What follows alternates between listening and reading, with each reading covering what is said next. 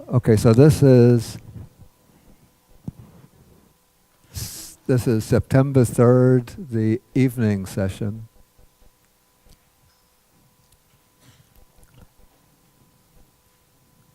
And so here I wanted to show you in the comprehensive manual of Abhidhamma, which either you have the hard copy of the book, or if you had downloaded it, you could find it in electronic form.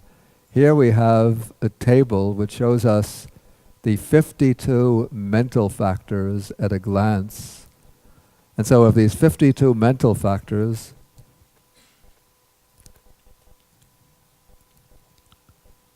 in relation to the 5 aggregates, feeling is taken out and becomes an aggregate in its own right.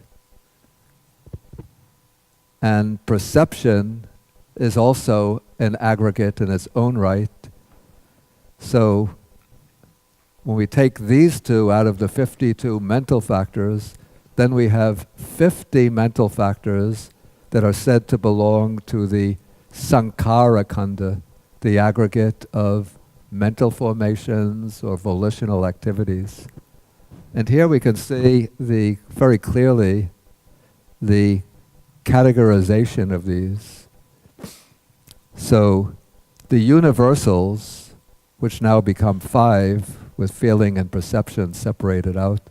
So the universal mental factors are contact, volition, one-pointedness of mind, the life faculty, and attention. So these 5 factors, along with feeling and perception, are present in association with every single state of consciousness.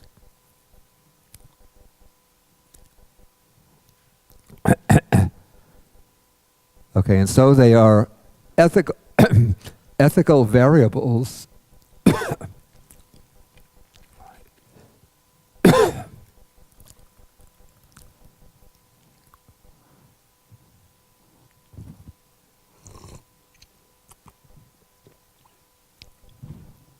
they're ethical variables because if they arise in a wholesome state of consciousness, they're wholesome.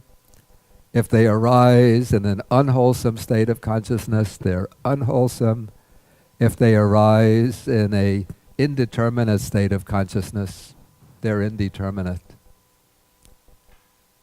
But whatever the state of consciousness, they are present within it. Then we have 6 factors that are ethically variable, but they are called occasionals. Or earlier I used the expression that these are not fixed, because they don't necessarily occur in every state of consciousness. So these 6 are initial application, also translated as applied thought, sustained application, also translated sustained thought, decision or conviction, energy, then the one translated here, not so satisfactorily, as zest.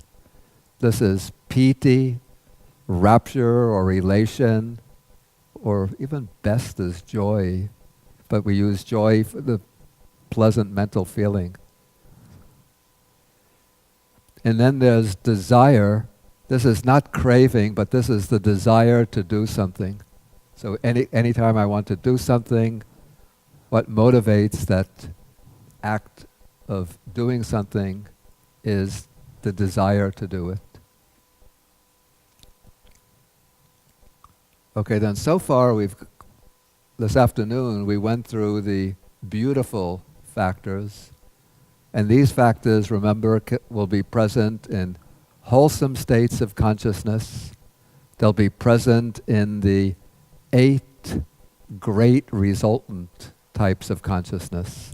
That is the resultant consciousness that has the beautiful roots, these 8 kinds of consciousness that correspond to the 8 sense sphere kinds of wholesome consciousness. They're also present in the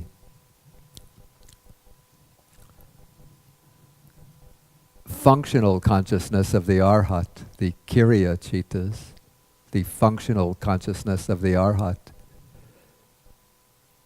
So you could see them laid out, faith, so there are, of these beautiful mental factors, 25 beautiful factors, 19 are universal.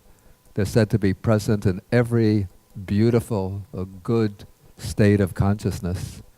Faith, mindfulness, here that sense of moral shame, or what I would also say is the sense of self-respect, or of inherent personal dignity. Then the fear of wrongdoing or moral dread.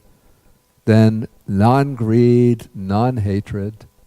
Notice non-delusion is not a universal beautiful factor, because non-delusion is equivalent to wisdom or knowledge, spiritual knowledge, and that is not present in every beautiful citta, only in those that are associated with knowledge. Okay, then there's that neutrality of mind, which is the basis of equanimity. And then we come to those 1, 2, 3, 4, 5, 6 pairs of factors which are said to extend both to the mental body and to the consciousness itself. Tranquility, lightness or buoyancy, malleability, wieldiness, proficiency, and rectitude. So these are present in all beautiful states of consciousness. Then we come to the 3 abstinences. These, as I said this afternoon, in sense sphere consciousness, they're present only on the occasion when one deliberately abstains from some type of misconduct. So when one is tempted into wrong speech, and then one abstains from wrong speech, so then there is that abstinence from verbal misconduct, which corresponds to right speech. When one abstains from some type of bodily misconduct, then there is the factor of right action. And when one abstains from wrong livelihood and makes a commitment to earn one's living by a right livelihood, then the mental factor of right livelihood is present. So in sense sphere, wholesome consciousness, these 3 factors will be present only on occasion, and only one will be present at a time. But in the supramundane path consciousness, the path of stream entry, once returning, non-returning, arahatship, these 3 come up invariably and simultaneously, cutting off the tendencies to wrong speech, wrong action, and wrong livelihood. Okay, then we have the 2 illimitables, or the 2 divine abode mental factors, compassion and appreciative joy or altruistic joy. These are occasionals because compassion is present only when one considers the suffering and misfortune of others, then one arouses compassion for them. And then if one considers the good fortune, success of others, or the good qualities of others, then appreciative or altruistic joy arises, rejoicing in their good fortune.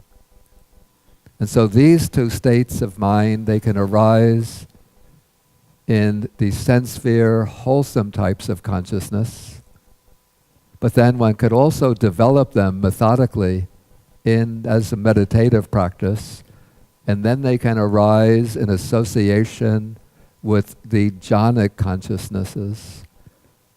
In the 5 jhana scheme, they will arise in association with the 4 lower jhanas, the 1st, 2nd, 3rd, and 4th, but not with the 5th jhana.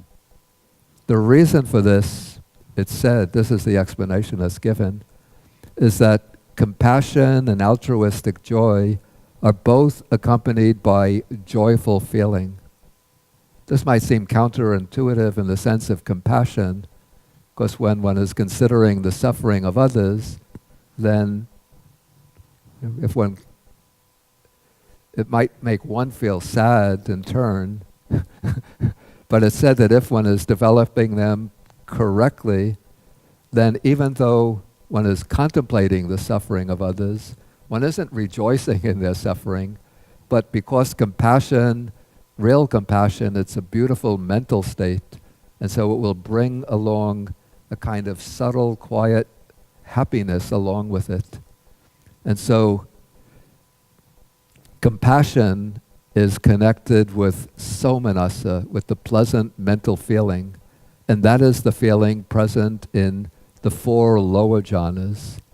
But then when one passes from the 4th jhana to the 5th jhana, then the pleasant feeling, that joyful feeling, is replaced by the feeling that's neither pleasant nor painful, the neutral feeling. And so, for that reason, compassion and altruistic joy do not arise in the 5th jhana consciousness. But in the 5th jhana consciousness, what will arise will be the meditative equanimity, the 4th divine abode. That divine abode of equanimity, now developed to the level of jhana, that reaches its fulfillment in the 5th jhana of the 5 jhana scheme.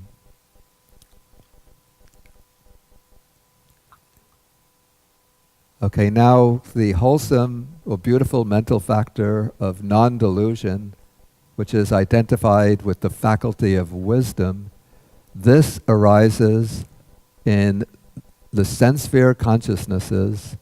It arises only in those that are associated with knowledge. So of the 8 wholesome sense sphere consciousnesses, it will arise in the 4 that are associated with knowledge. And similarly, in the 8 beautiful resultants, it arises in the 4 associated with knowledge. And in the functional types of consciousness, that is the 8 types of beautiful consciousness of the Arahat, the wisdom faculty will arise in the 4 associated with knowledge. Then it's said that the wisdom faculty, again this is a bit strange to me, that it arises in all of the jhana consciousnesses and in the immaterial sphere types of consciousness. It seems strange to me because in those types of consciousness, one is just completely absorbed in the object of meditation. So I don't see an active operation of any kind of wisdom or knowledge taking place there.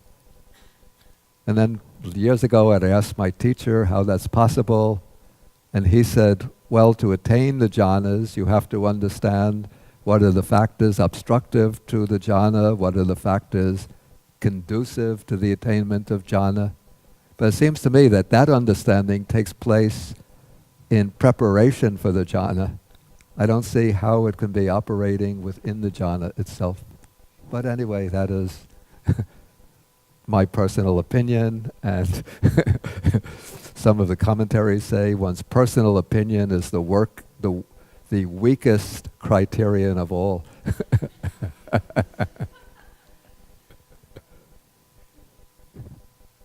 Compared to the party line.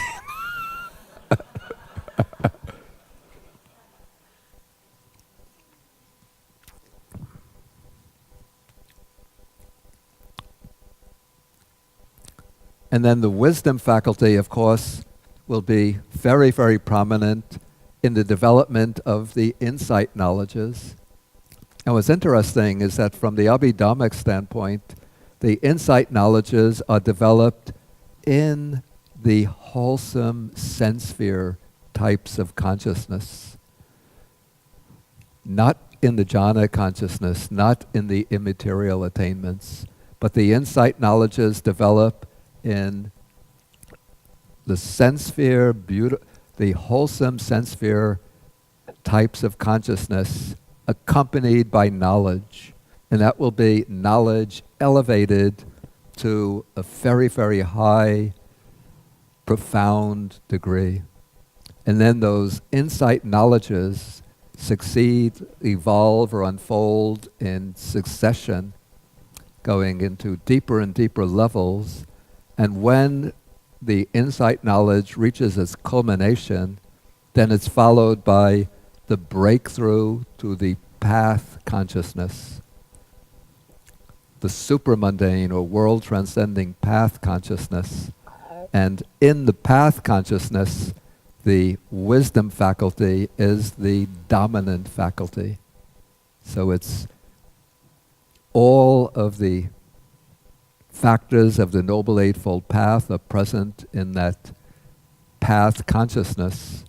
And in that path consciousness, the factor of right view now takes the form of that wisdom, which is penetrating the ultimate truth of the Four Noble Truths. And the wisdom faculty is also present in the fruition consciousnesses, those types of consciousness that follow upon the attainment of the path.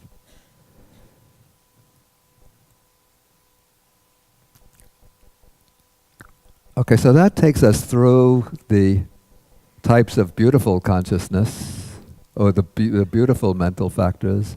And I'm going to save the unwholesome mental factors for tomorrow. So what I thought is that we can use the rest of this present period just to take questions or for discussion. But let me first look, there's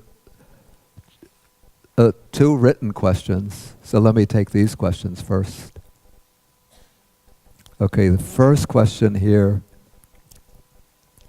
If the bhavanga is similar to a steady state of the mind consciousness with the same group of mental factors, the storehouse, can it be changed?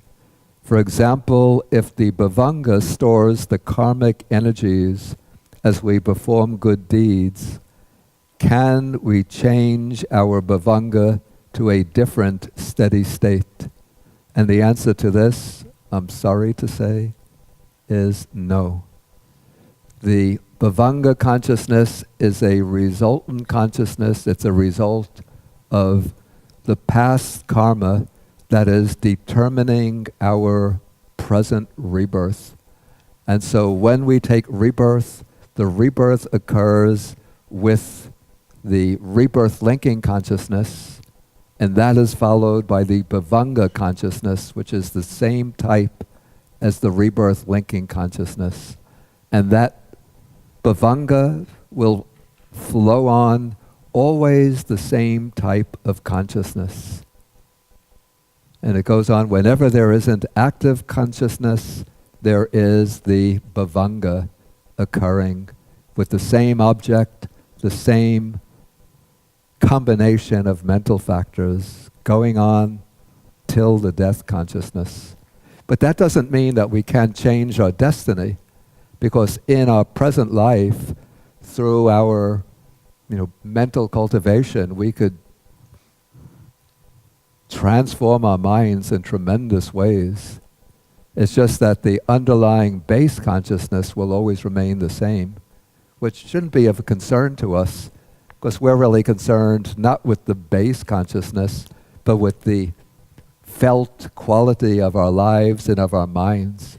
And so if somebody, say, is weighed down by a lot of worry, anxiety, distress, tension, and so forth, or they have trouble with anger or with tendency to be greedy or selfish, all of this is not coming from the bhavanga, but these are the habitual formations that we've created.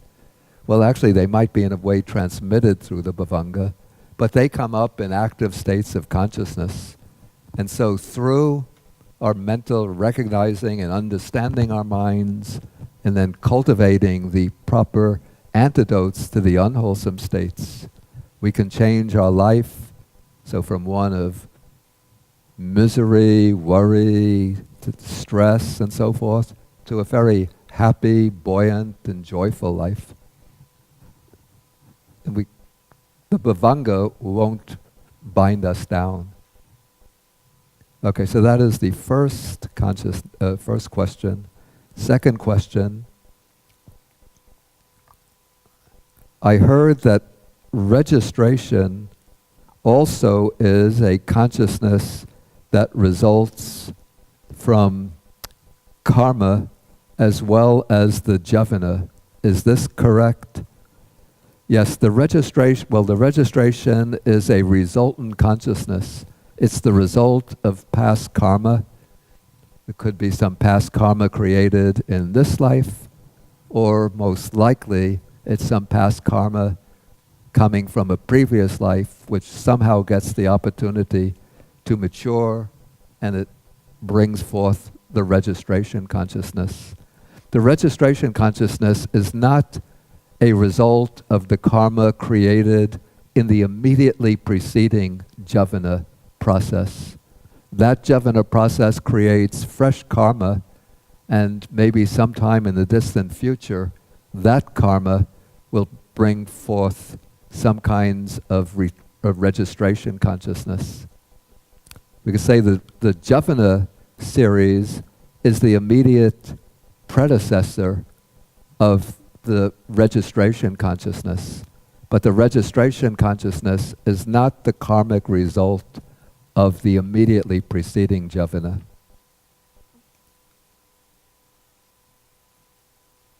Then the question continues, then are there two separate moments of consciousness occurring at registration, karma resultant and registering the current sense object? No, it's not that there are two moments of registration, but we don't say one moment is a karma resultant, the other moment is a registration, but rather both moments of registration consciousness are karmic resultants. And I believe that the two moments of registration are the same types of consciousness, they have the same combination of mental factors. But I would have to check on that. Okay, Venerable?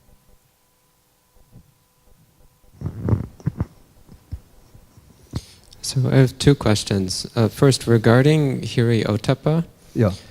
So the words shame and dread carry extremely negative connotations in English. Yeah, I know. Yeah. And the word conscience seems, in my mind anyway, to communicate Hiri Ottappa much more effectively without that negative connotation. Yeah. So I'm wondering what your opposition is. You express some opposition to the word conscience. Yeah, I think the word conscience has a different connotation than both Hiri and Ottappa. Conscience would be, we'd have to look in a dictionary, but the way I understand it, it's a kind of inner voice that either sort of with which one criticizes oneself for committing something wrong, so one has pangs of conscience, or conscience can be something which impels one into certain positive courses of action, as in that one is feeling, I would say, a moral imperative to act in certain ways. But the way I understand Hiri is the way I explained it. It's that factor that prevents one from engaging in an unwholesome action out of the sense of what I call the inherent sense of self-respect, or for the purpose of preserving one's inner dignity. I'm not sure that conscience corresponds to that. But in any case, it seems that, we face difficult choices in translation here, that nothing quite really corresponds, to my knowledge, to Hiri and Ottappa. And so one just has to make one's choices. And Oh, sorry. yeah, go on. No. Second question. So I'm aware that there are multiple Abhidharma systems which have some significant variances, and you briefly mentioned the Sarvastivadin system. Yeah. This may be opening a huge can of worms, but could you briefly talk about the major differences between, at the very least, the Theravada and Sarvastivadin system, if not more systems as well?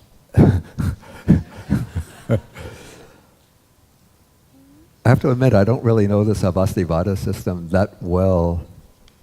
I have the Abhidharma Kosha in 1, 2, 3, is it 4 volumes or 5 volumes? I have it in my room, but I never got around to reading it.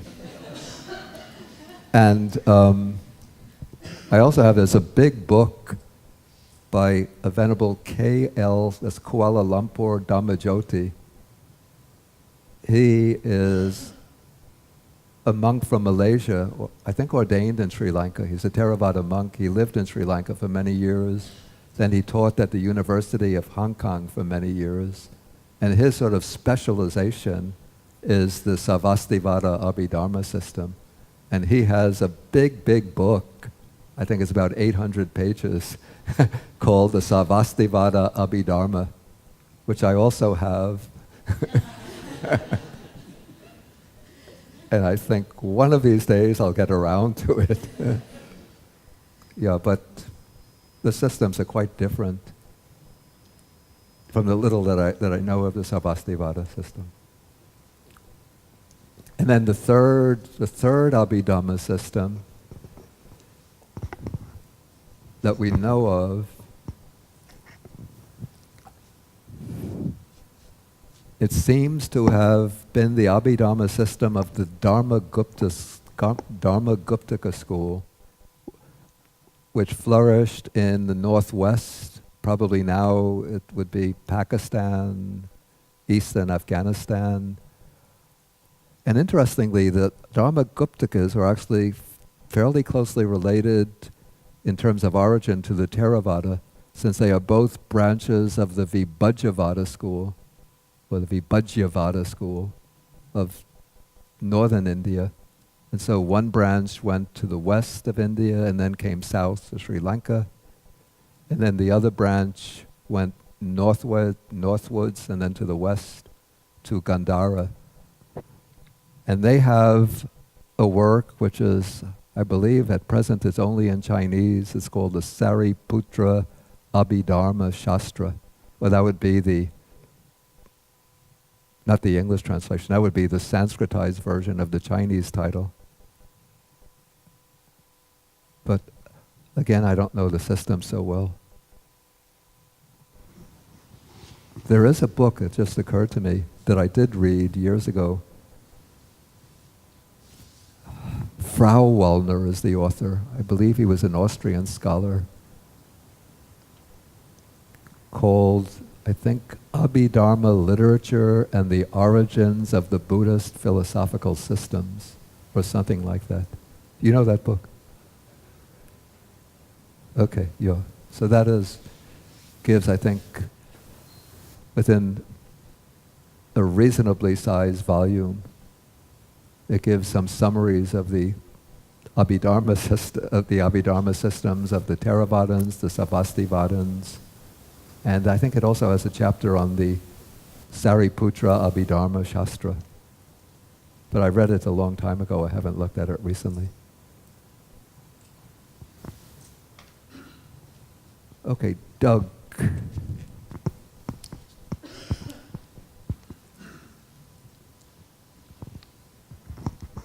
Thank you, Bhante. I have a couple questions.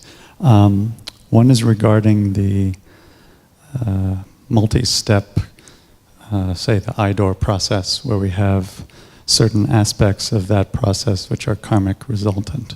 Yeah. I just want to clarify for myself. So these ones that are karmically resulting, say receiving, investigating, registration, what we would know that they're say wholesome karma or unwholesome karma resulting based on the object being desirable or undesirable. Yeah. That's what they right. say, yeah. Okay, just wanted to clarify that. My other question is in regards to the sense sphere resultant cheetahs. This is similar to a question that was asked last night, but you gave the example of the man who beats the dog, Yeah. and he would, karmic retribution, he Yeah. might be beaten in another lifetime. And I believe we said that in the sense sphere that a mind door process wouldn't be part of the resultant. Is that correct? I'm phrasing this poorly, but in other words, that the resultant cheetah from a sense door, Yeah. it would be either through the 5 sense doors. In other words, he would be beaten, but not. Yeah. But my question is something like, Yeah. say this so, man. just let me Sure. complete something. Within the mind door process of the sense sphere, it can have the registration cheetahs, and then the registration cheetahs are karmic resultants. So that is where the karmic result appears in a mind door process. So if we take this example of the man with the dog, Yeah. how would we understand something like, let's say there's a man, he beats someone, let's say it's a human. He beats someone who's a human, Yeah. and then maybe some retribution is that he gets beaten, but couldn't another karmic result of his bad karma be just that he has this image, the image of what he's done kind of haunts him, Yeah. so that the mental image Yeah. is that. I say it's a good suggestion. Though within sort of the laws of the system, I don't think that would fit into the system, the way the system, the particular Abhidhamma system, understands the way karma produces its result. That would be just, I would say, pangs of conscience that are disturbing him. Okay, so that So that would be pangs of conscience, but wouldn't necessarily be the karmic result, the result of that karma. okay. And then one would say that since the pangs of conscience is accompanied by mental displeasure, and so these would be actually karmically active states of consciousness, which are rooted, we say rooted in hatred, but it's not taking the form of hatred towards a person, but maybe aversion would work better here. So it's states of consciousness rooted in aversion because one has aversion over one's behavior. Thank you.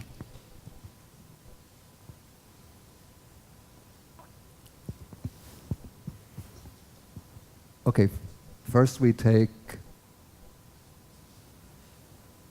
I'm sorry, Dan? Your name is Dan? Me? Ted? Nat. Is it Dan? Nat. Nat, okay. I knew it was very short. Nat and Amelia. Okay, please. When you spoke of insight knowledges just now with connection to wisdom, Yeah. did you mean like knowledge of the 3 characteristics, or knowledge of, like past lives? No, knowledge of the not karma? knowledge of past lives. Okay. About the knowledge of the 3 characteristics. Okay, thank you. But of course, they would say when one has recollection of past lives, that is also the operation of the wisdom faculty. But that is not called insight knowledge. Okay, Emilio? Yes, Emilia, yes. Are there scientific evidence scientific evidence of this step of consciousness you went through, or some of them that you Scientific evidence for the sequence for of Bhavanga, Javana, registration, all the steps you mentioned. I don't say the exact step, but at least some of those that you are aware of. We have to get the scientists. We have to get the scientists working on that.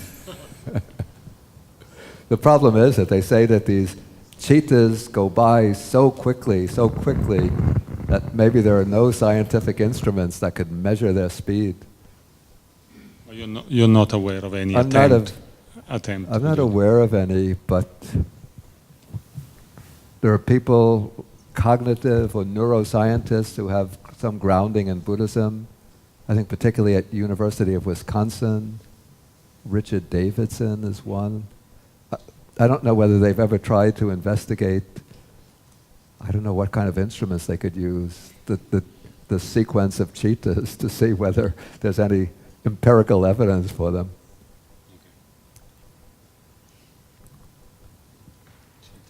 Thank you. Okay, Tushri, who's sitting right.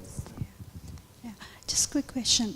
Is there something called collective bhavanga, like, you know, how, like nation that come together with that collective bhavanga? Like, I'm thinking of Syria or some other country where the war ravaged, and I'm just trying to understand why, like, when I look at that kind of plight, and I wonder what it is that made them come together in one spot. So is there something like that collective bhavanga? Connected bhavanga. Collective, like the nation of same bhavanga, I don't know. The bhavangas are always conceived of as individual, in that the bhavanga pertains to each person individually. There's no collective bhavanga as such, but there must be, we say, karmic connections that bring these people together.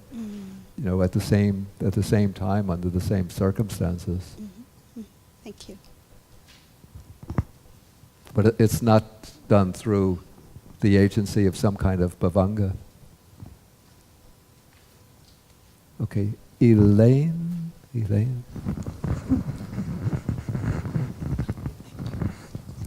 Thank you, Bante. It's Elena. Elena. I have a question regarding the illimitables Yeah. and our current condition in the world, in the country. Yeah. When I speak to people, or when we have discussions over the White House and all that, my response is, I really feel this deep compassion for this guy, because he's gonna get it hard when he gets it. Yeah. So I guess that's my question. Is it a correct feeling or a correct reaction to his action to feel compassion towards him? Because I cannot feel hatred or anger because then I will be collecting bad stuff for myself. So, how would you respond to that? Thank you.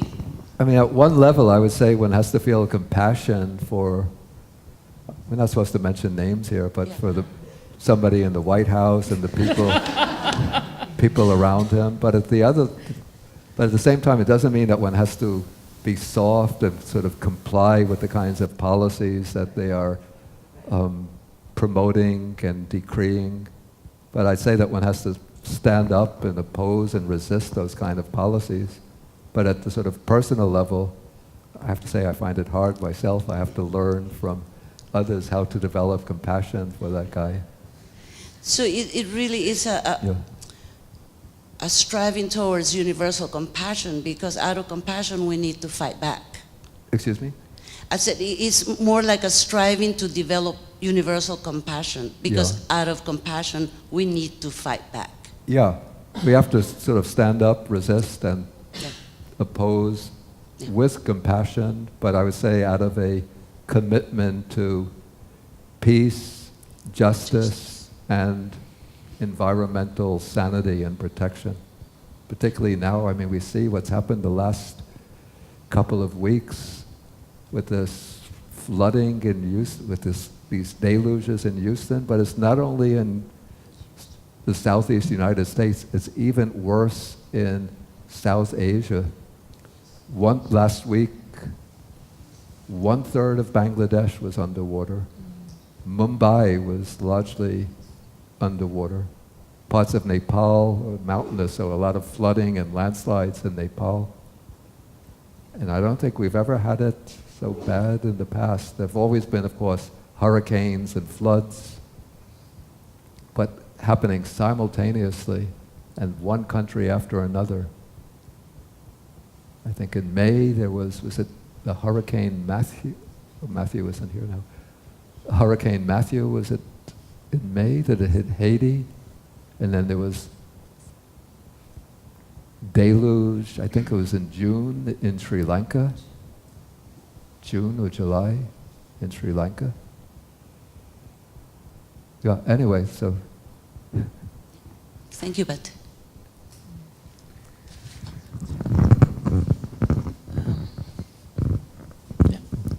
Thank you, Melissa? Bhante.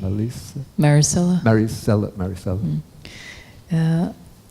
I had if you could clarify what you mean by energy, because I heard five types of sense consciousness does not have energy. It occurs automatically. And so what do you mean by automatically versus no energy? It's just that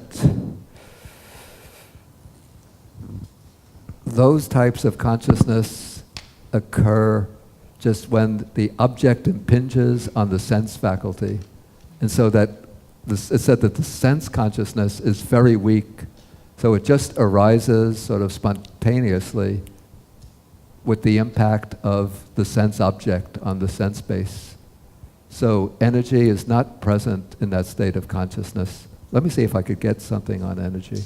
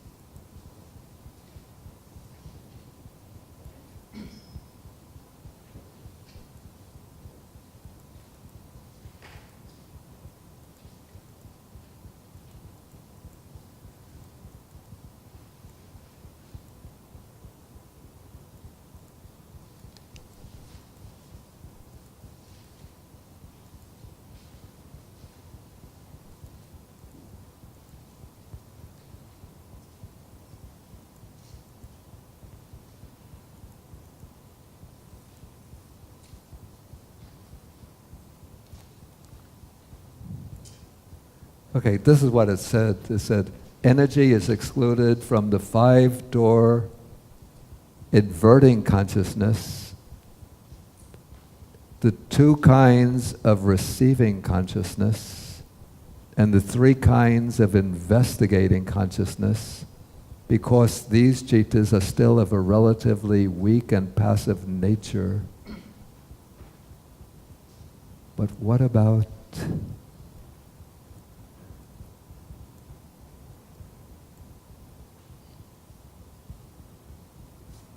oh, it seems that there was something omitted there. So here, energy arises in all types of consciousness, excluding the 5 sense-door adverting consciousness, the 2 sets of 5-fold sense consciousness, receiving consciousness, and the investigating consciousness.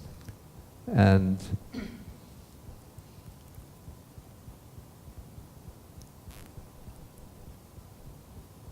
it seems here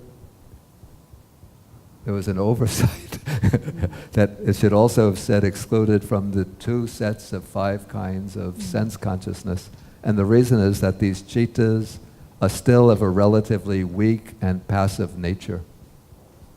So that is the reason that once the object impinges on the sense faculty, then these types of consciousness just occur as part of the automatic sequence in the process of consciousness, so they don't need any energy to empower them. That's the reason given. Thank you. Okay. Mano? Thank you, Bhante. Does the concept of forgiveness appear as a wholesome factor either in the Abhidharma or in the suttas. It seems like that's quite an important wholesome factor that, you know, when you think about South Africa or Sierra Leone or Rwanda, the way one group has been able to get over a wrong is through forgiveness, and it doesn't seem to show up. Actually, forgiveness is mentioned occasionally in the suttas and fairly often in certain parts of the Vinaya or monastic discipline. And so when one person offends against another or does something that's aggressive or disrespectful or inconsiderate to another, then they are supposed to apologize to the person that they've offended, and then the person who has been offended is supposed to forgive the person who apologizes. And there's even a sutta where the Buddha says that there are two kinds of foolish people in the world. One is the person who does something wrong but doesn't apologize for it. And the second is the person who, when he receives an apology, does not forgive the one who has apologized. Then correspondingly, there are two kinds of wise people in the world.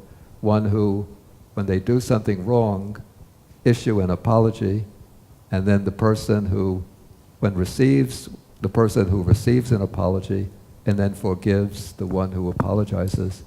So forgiveness as such is mentioned in the suttas and also in the Vinaya, but probably because it's a rather complex phenomena that can't be reduced to one single simple mental factor. So it's rather a kind of combination of mental factors that would enter into the act of forgiveness. Thank you, Bhante. Yeah. So I see Richard, the man with the beard in the back. Oh, I see you have one already. Yeah, I have a question for you about paragraph 64 of chapter 14, which has these statements in it. Let me find the what? paragraph. Let me find the paragraph. 64. Okay, it's also the subcategory is 17, 18, and 19.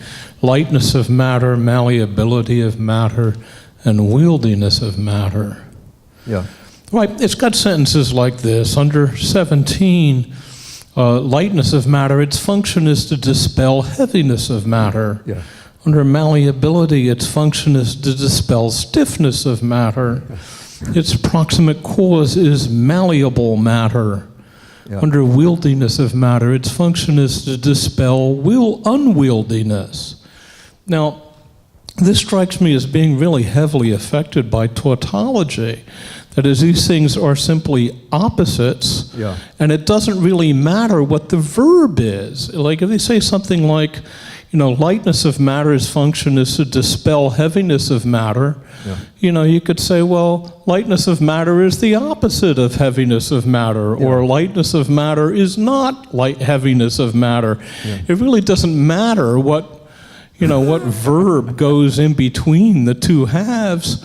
And it's really just an opposition that doesn't really give you any information. So I'm wondering, is this bad translation? Or is that really good translation? And if it's good translation, what do people believe that meant? That is, what did they think they were learning by sentences like that? It's very informative, Richard. Yeah? Well, of what?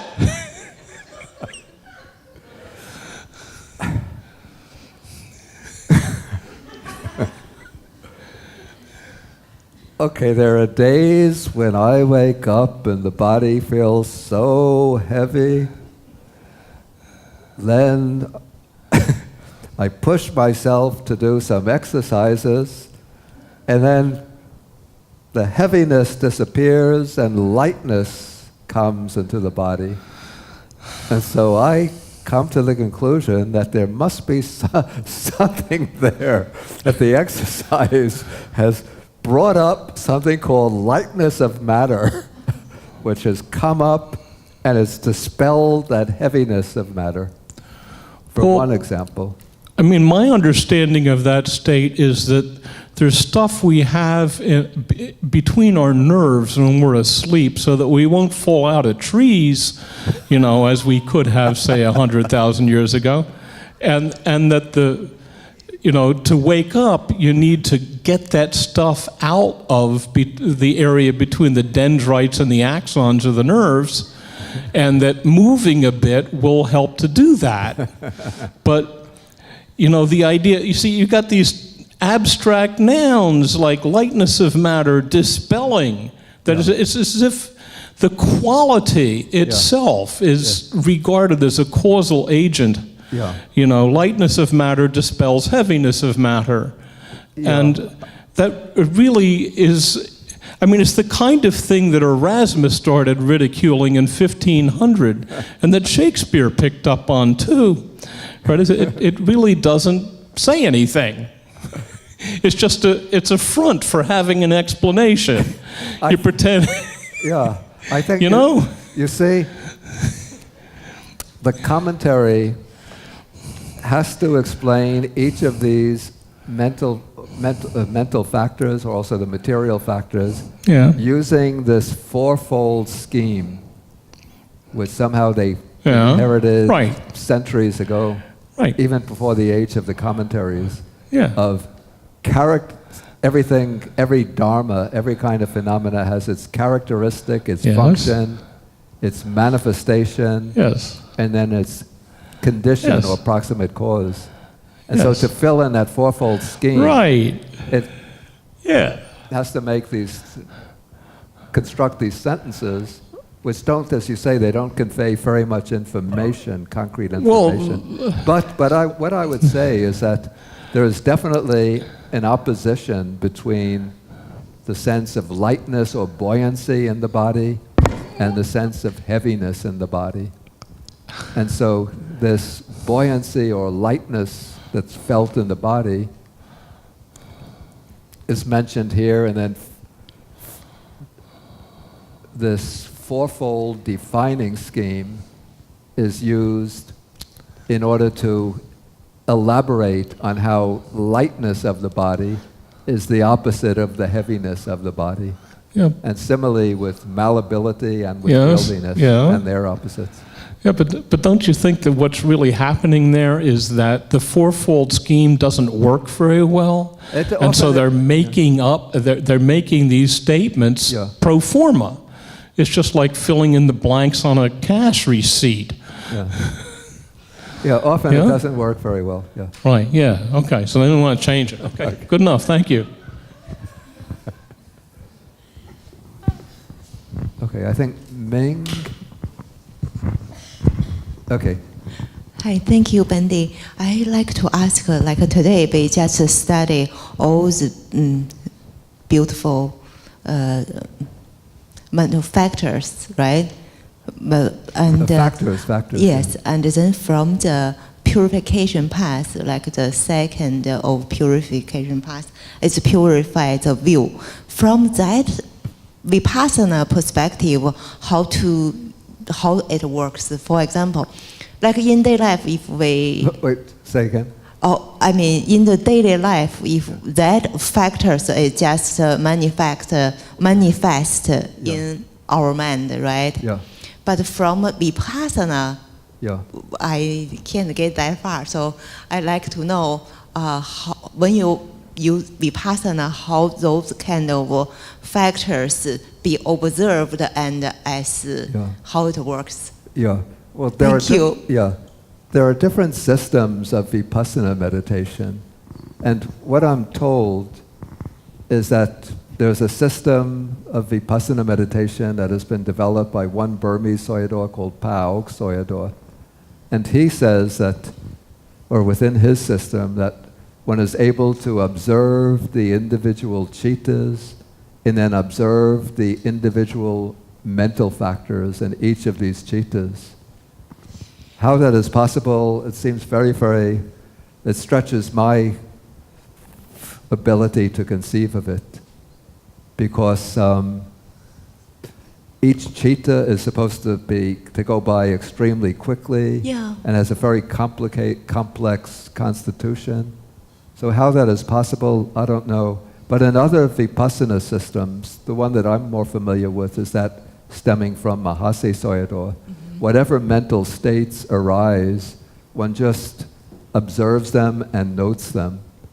And so in that way, one could take the scheme of the beautiful mental factors and the unwholesome mental factors, and one is able to observe whichever state. These are the more obvious ones. And so what I find actually more useful than the more complicated Abhidhammic scheme would be a scheme that comes simply from the suttas, like we have in the Satipatthana Sutta. When there's a state of mind with lust, one recognizes this is a mind with lust. When the mind is without lust, one notes the mind is without lust. When the mind is with hatred or aversion, one notes it with aversion, without aversion, with delusion, without delusion. Or then going into the contemplation of Dhammas, whenever one of the 5 hindrances is present, those 5 one could pretty easily recognize. And then when any of the wholesome factors of enlightenment are present, those one could recognize.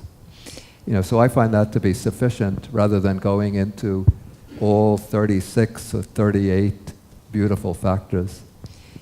And particularly those like lightness of mind and mental factors, tranquility of mind and mental factors, wieldiness of mind and mental factors, proficiency of mind and mental factors, rectitude of mind and mental factors. Even to understand the distinctions between them, it's somewhat difficult. Thank you, Bandi. And further question, you mentioned about Mahasi Sayadaw. Yeah. His method is just observe whatever manifests in the mind, Observe. Mahasi Sayadaw, their vipassana method is observe what happening. Yeah. You as you mentioned, you get angry. You just get you notice it, you get angry, and by that observation, is that how the path lead to liberation? Like you just keep watching that. Oh, I see what the question is. Well, once the observation gains momentum, then it becomes very, very rapid. The ability to observe becomes very, very rapid and very, very, let's say, precise or refined, so that one can note things occurring at increasingly faster levels or subtler levels. And so then one starts, in the initial stages, one is attending to the unwholesome states that arise, the wholesome states that arise. But as the ability to note or to observe intensifies, then one just notes whatever mental and physical phenomena arise. One just observes it even, without even using the mental noting, but one just sees a constant succession, a very rapid succession of bodily and mental phenomena occurring even at breakneck speed. And so that is giving a very clear and sustained observation of the impermanence of phenomena. Thank you so much. Okay. And, yeah, Hi. please. My name is Sophie. And I was wondering where in the studies would you place empathy? Because I would consider it a tool for perception, but it's, not listed within senses or anything, but we do have mirror neurons that are able to grasp onto something very real. The last few sentences you said, because you should put the microphone closer to the mouth. Oh, sorry. We do have mirror neurons that are able to grasp onto something very real from each other in order to create empathy. Yeah. And I'm wondering where in this study can that be represented, because it's not really considered one of our 5 senses, but it could be considered a 6th. The mirror neurons. Right. For empathy. Yeah. So where would they fit into the Abhidhammic scheme? Right. Well, where would Yeah. empathy fit into the Okay, Abhidharma empathy. system? The word empathy probably would be represented by the two factors of compassion and altruistic joy. So, through empathy, when those who undergo suffering, when one witnesses those undergoing suffering, then the empathy manifests as compassion. And when one witnesses those who are experiencing joy or success, then the empathy will manifest in mudita, altruistic joy. Okay. So Yeah. As for the mirror neurons, I mean, that has been discovered by probably contemporary neuroscientists within the last few years, the last decade or so. right. I mean, but what I'm trying to understand is that, I mean, while we are able to explain how your eyes are seeing something and your Yeah. ears are hearing something, when we're able to get a feeling off of somebody, even though it's very blatant in your day-to-day lives, it hasn't been in the sutta. Within this particular system? Yes. Of course, there are many, many kinds of experiences that this is just sort of explaining, I'd say, the underlying skeletal structure of experience, but it's not attempting to give a comprehensive, all-inclusive explanation of every aspect of experience. Okay. But what I would say is that the empathy arises, say if it's coming through, originating from sensory experience, it would be something that one sees through eye consciousness, then beginning with an eye consciousness process, and then that visible datum then will be understood and interpreted by a whole series of mind door processes of increasing complexity to the point where, where one can identify the significance of what one is perceiving, and then that will bring up or arouse, if it's some kind of suffering, it will arouse the mental factor of compassion, and if it's the good fortune of somebody, it will arouse the mental factor of altruistic joy. Okay. Thank you. Thank you. And alternatively, if it's something one hears about report from others, say, or one is listening to the radio, one hears about floods in New Orleans, in Houston, or in Bangladesh. So this is ear consciousness, initially ear consciousness, then it's interpreted and understood through mind consciousness, and then it's within subsequent mind consciousness processes that compassion will arise for the victims of these floods. Thank you.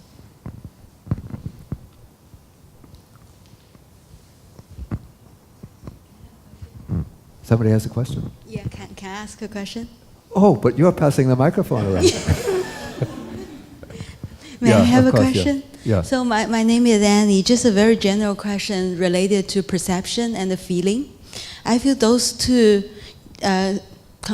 mental factor by itself are very important and Yeah, very yeah. complicated. Yeah. But somehow underneath this system, it's very briefly discussed. Yeah. So just taking perception as an example, often when we make the wrong perception of such something, When? perception. Yeah, yeah. So if we don't see things as it is, but made Yeah. the wrong perception, Yeah, will, as a result, generate many unwholesome Yeah. deeds, right? Yeah. But all this seems to be very briefly discussed here rather than being further explained. Yeah, yeah. Is there any reason Yeah. for that? Well, you see, the purpose of both the Visuddhimagga and the Abhidhamma treatises, their purpose is not to construct like a long dissertation on these particular aspects of experience, but they're trying to give a broad overview of all of the different factors of experience. And so therefore they treat each of these quite briefly. And so it's the task of those of us like who read this, and then we have to understand it and digest it and then try to see for ourselves how this works within our own experience, and then to interpret and explain it. Okay. But these kinds of classical Buddhist treatises always treat their topics very concisely, even though they go into this elaborate explanations in terms of mind door, rootless, mind element, sense sphere element, mind rootless, mind consciousness element, and so forth. But when they come to these individual factors, they just try to treat them as concisely as possible. Okay, thank you. And one other question, more technical, related to registration chitta. Yeah. I just would like to get to 2 examples how a registration chitta would be like if Yeah. it's due to the unwholesome sort of resultant chitta Yeah. as compared with the wholesome. Yeah. Could you give some examples?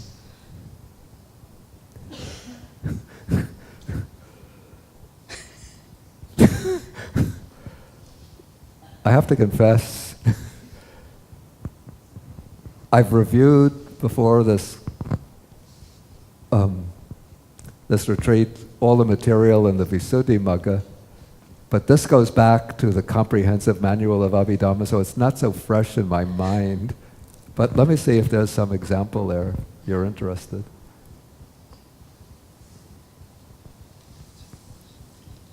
I remember that there was a section on the registration consciousness.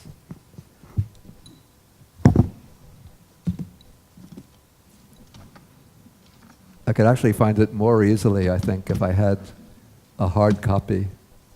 You could take Carolyn's copy.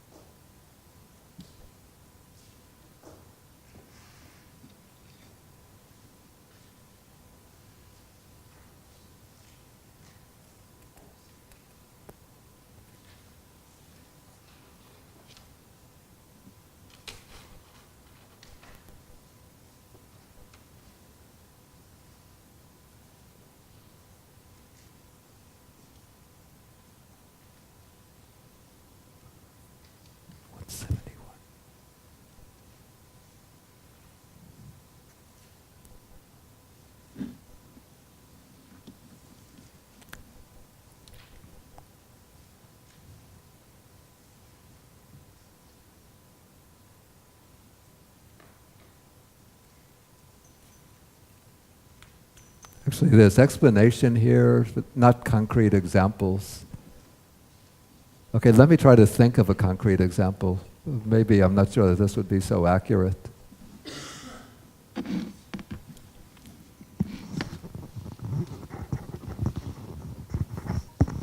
Bhante? Yeah. Oh, wait, I didn't finish with her question. Oh, I'm sorry. Yeah, I'm just trying to think of an example. Okay, suppose we're going to take, did you say the unwholesome, or can I take the wholesome? Both. I prefer to take the wholesome, okay. Okay, somebody goes out into the country and sees like a beautiful forest scene. So I would think that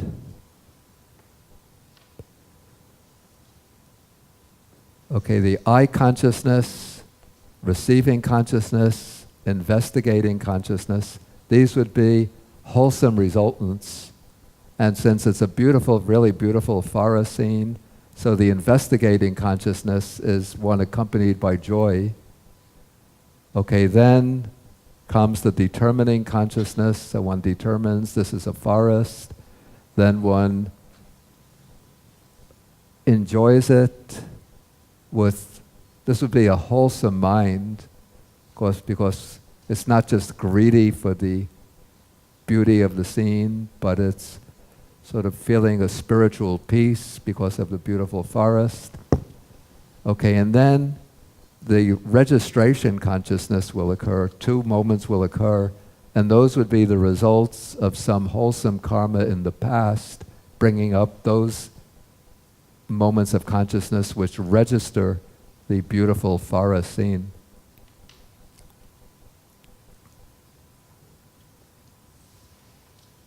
Okay, let us suppose, now on the unwholesome side, somebody is walking down the street and then a fierce-looking dog looks up at him with a growling expression on his face. So even the dog might be actually a very gentle dog, but it looks up with that sort of hostile expression in his face. So in this case, the I consciousness, receiving, investigation are results of unwholesome karma. And then, let us say, the person has some experience with Buddha Dharma, so towards the dog they develop, may you be well, may you be happy, so javana with loving kindness. And then there would be the 2 moments of registration, which register the visual object, and those moments of registration would be the results of unwholesome karma. That's the way I would explain, or give, those would be examples. Okay, Ravi. Bhante, regarding the translations that we are discussing, I feel that the Dhamma has been brought down for the last 2,500, 600 years, originally in Pali, and then numerous translations have taken place into different languages. Yeah. In my opinion, the English terms that are used must be as accurate as possible, no doubt. Must be what? The English terms, when you translate English, must be as accurate as possible. As Nevertheless, clear as possible?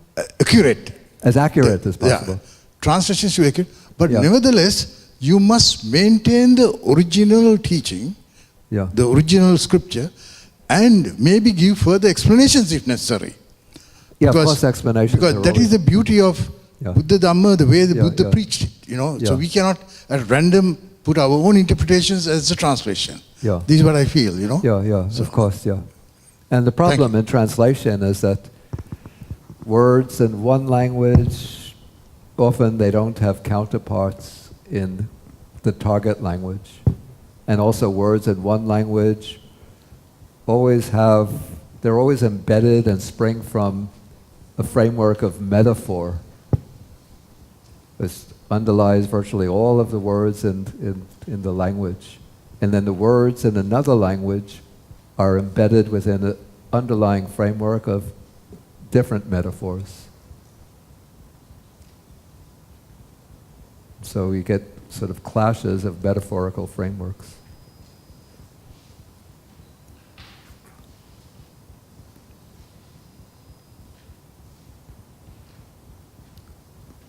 Like even to take, words like panya, jnana, sanya, parinya, all of these words, sampajanya, all of these words are rooted in the root nya, which yields the verb janati, to know. And so we render panya as wisdom, jnana, knowledge, sanya, perception, sampajanya, I use clear comprehension, some use full awareness, parinya, full understanding. And so all going out in different directions. And so one doesn't see that all of these words are rooted or stem from that root nya, janati, to know. Okay, maybe we could take, I think, one more question. Allison. Allison. Oh, Yes. you are hiding there. I try. Okay, you can stand up. Bhante, I have a question I still have hard time to reconcile. Yeah. Hiri, you talk about moral Yeah. shame, Yeah. and it's out of self-respect. Yeah.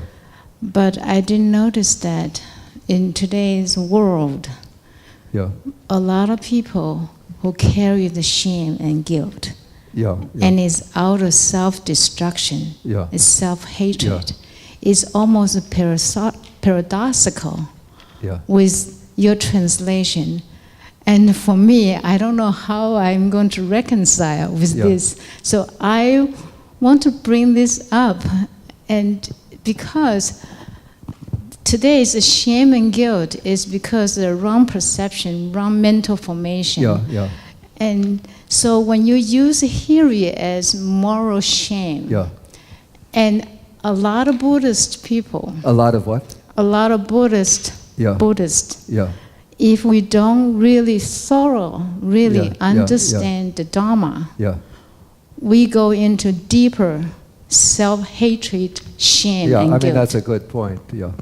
But I think that there are this is where maybe the word hiri and the English word shame don't match very well. But again, I've always struggled trying to find an adequate rendering for it. And as I said, conscience is one possibility, but to me, the word conscience has different connotations in English. And I didn't really coin the word shame. I pretty much just picked it up from earlier translators.